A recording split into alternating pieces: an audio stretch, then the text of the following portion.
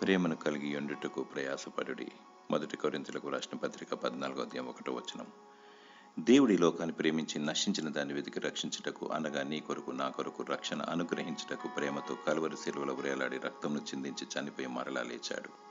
పాపిని ప్రేమించిన వాడు, శత్రువుని క్షమించిన వాడు. ఆయన ప్రేమ అపారమైనది, వాడబారినది.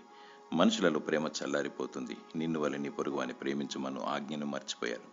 దేవుని ప్రేమించాలి, సాటి మానవుని ప్రేమించాలి. ఆకలిగా ఉన్న వారికి ఆహారం పెట్టాలి, ఆపదలో ఉన్న వారిని ఆదుకోవాలి, అవసరతలో ఉన్న వారికి సహాయం చేయాలి. ఎదుటి వ్యక్తిని వెదికి అతనికున్న కొరతను గమనించి అడగక ముందే ఆదరించాలి.